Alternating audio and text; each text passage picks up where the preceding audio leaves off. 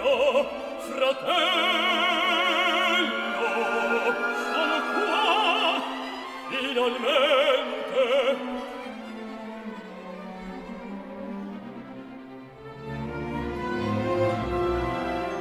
Dopo tanto sono grato, e io da quanto tempo ne amo,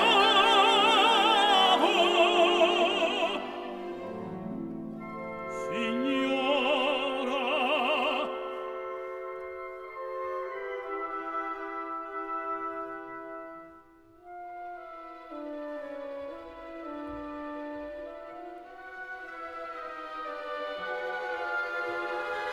Oh, ma voi siete anche più bella.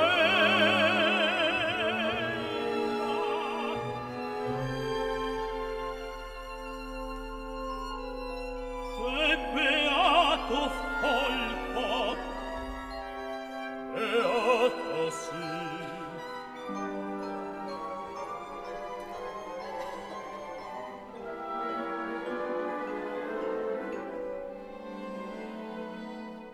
Ma che volevi tu da me?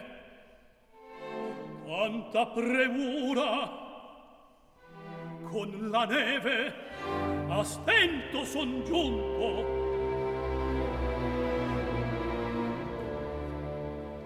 Hai tu portato il negromante?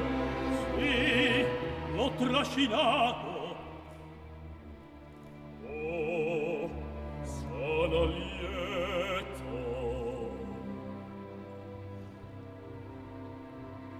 È vero che anche tu attendi ora alla negromanzia. La mia vita è diversa, non son più quello di prima. Ora ho imparato a leggere più in là dell'apparenza. A te non credo. Dai, il negromante voglio interrogare. Dove? Chi è?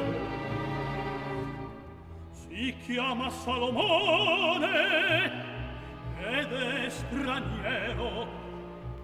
È un sapiente, è mio maestro.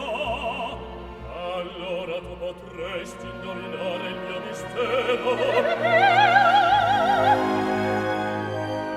Non si può sempre leggere altrui la vita. Si legge per amore o per accordo di spiriti o dominio d'uno sull'altro.